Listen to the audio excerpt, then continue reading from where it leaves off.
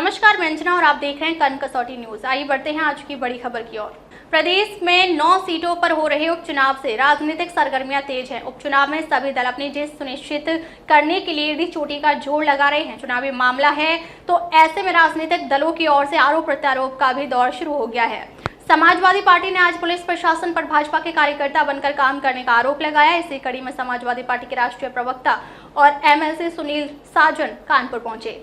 उन्होंने कहा कि पुलिस प्रशासन सहित अन्य विभाग समाजवादी पार्टी के कार्यकर्ताओं का उत्पीड़न कर रहे हैं। अब तक पुलिस द्वारा पाबंद किए गए लोगों में 90% कांग्रेस और सपा के कार्यकर्ता हैं। कई थानेदार फोन पर धमकियां दे रहे हैं।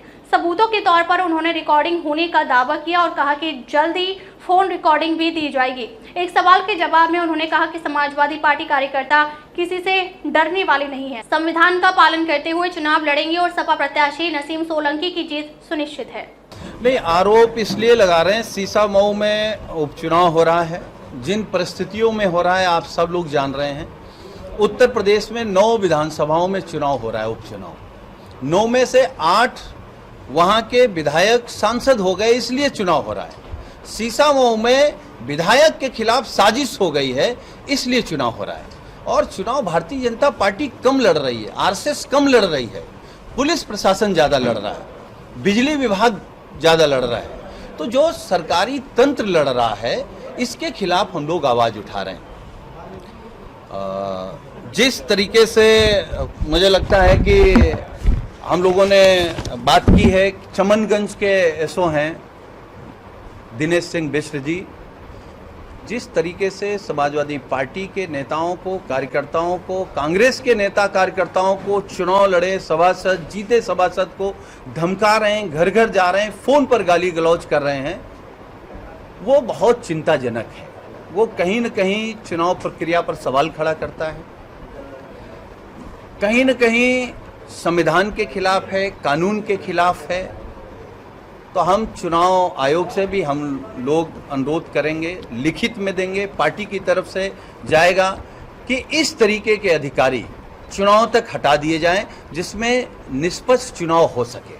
और हम लोगों की मांग है, हम लोगों ने कई बार बाई इलेक्शन में देखा है कि वो जाति धर्म देख करके पुलिस वोटिंग वाले दिन परेशान करती है। हम तो कहेंगे कि 5 किलोमीटर की विधानसभा है, हर पोलिंग स्टेशन पर, गलियों पर सीसीटीवी कैमरा प्रशासन लगवा दे, चुनाव आयोग लगवा दे, जिसमें जो डर का माहौल बनाया जा रहा है, वोटर को डराया जा रहा है, कार्यकर्ताओं को डराया जा रहा है, तो कम से कम निष्पक्ष चुनाव हो सके। जैसा आपने आरोप लगाया कि पुलिस पार्टी उनके काम कर रही है, भाजपा की सरकार की ओर से, क्या कोई ऐसी रिकॉर्डिंग है जिससे क्लियर हो सके कि हाँ भाई वाकई में? बहुत कार्यकर्ता नेताओं ने बताया है कि चमनगंज के एसओ ये कहकर के धमका रहे हैं कि हम चुनाव कराने आए हैं, और वो खुद मुख्यमंत्री जी का अपने को रिश्तेदार बता रहे हैं। एक एसओ उत्तर प्रदेश के मुख्यमंत्री का कैसे रिश्तेदार हो सकता है? और अगर इतनी ही रिश्तेदारी निभानी है, इतना ही प्रेम है भारतीय जनता पार्टी की नीतियों से और उनके नेताओं से, तो आप वर्दी उतार दीजिए, भारतीय जनता पार्टी की सदस्यता ले लीजिए, आपसे भी लड़ लेंगे। हम लोग तो सबसे लड़ रहे हैं, पूरी भाजपा से लड़ रहे हैं, उनकी गलत नीतियों से लड़ रहे हैं, उनके झूठ से लड़ रहे हैं, उनके भ्रष्टाचार से लड़ रहे हैं, तो आपसे भी लड़ लेंगे। लेकिन हमारा झगड़ा पुलिस से नहीं है, प्रशासन से नहीं है। हम समाजवादी पार्टी के लोग वैचारिक सिद्धांतों पर भारतीय जनता पार्टी के खिलाफ लड़ रहे हैं। और ये सीट कितना भी प्रशासन प्रयास कर ले, जनता की अदालत में जनता को फैसला करना है, पुलिस को फैसला नहीं करना है चुनाव में।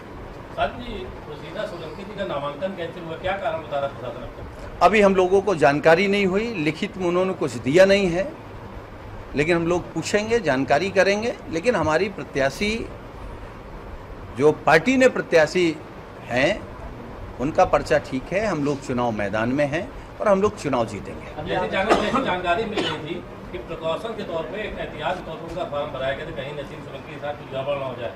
ऐसे नसीम सोलंकी जो बच गया, उनका कैंसिल हो गया, और कहीं दोनों कैंसिल है तो क्या होता है? तो नहीं लगता है कोई विभीषण था जिसने किया? 6 बार जो परिवार चुनाव लड़ चुका, उस परिवार का नामांकन कैंसिल हो रहा है, कहीं ना कहीं कोई साजिश थी, कोई आपसी में कोई विभीषण था? देखिए, साजिश तो भारतीय जनता पार्टी का मूल मंत्र है। साजिश, षड्यंत्र, लालच, धमकाना, डराना, बेईमानी, झूठ, यही तो उनके मुख्य हथियार हैं। लेकिन उनका षड्यंत्र कामयाब नहीं होगा। हम लोग चुनाव मैदान में हैं। सीसामऊ की जनता ने 2022 में अपनी अदालत में, जनता की अदालत में इरफान सोलंकी हीरो थे। जनता की अदालत में उनकी पत्नी फिर आई हैं। जनता का फैसला जो होगा वो सर माथे पर। अगर प्रशासन सख्ती कर देगा, आपके वोटरों को निकलने नहीं देगा, तब आप क्या करेंगे? देखिए, हमारा वोटर आपका वोटर नहीं है। यही मांग हम आप लोगों के माध्यम से कर रहे हैं। यही मांग चुनाव आयोग से भी है कि वोटर को मतदान करने दिया जाए। लोकतंत्र का पर्व चुनाव होता है। उस पर्व में आप किसी को धमका रहे हैं कि आप बाहर चले जाइए, विधानसभा में मत दिखाई दीजिए, आप वोट मत डालने आइए। नेताओं को डराया जा रहा है। हमने तो कहा कि आप सब लोग सम्मानित पत्रकार साथी हैं। दफा 163 में 90% समाजवादी पार्टी के कार्यकर्ता, नेता और कांग्रेस के नेताओं को ही केवल फंसाया जा रहा है। भारतीय जनता पार्टी के नेताओं को और कार्यकर्ताओं पर कितने मुकदमे लगे हैं, कितनी नोटिस गई है। तो निष्पक्ष चुनाव हो, ये आप लोगों के माध्यम से चुनाव आयोग से अनुरोध कर रहे हैं हम लोग। अब तक के लिए बस इतना ही। फिर मिलते हैं कैसे ही बड़ी खबर के साथ। तब तक के नमस्कार और देखते रहिए कर्म कसौटी न्यूज।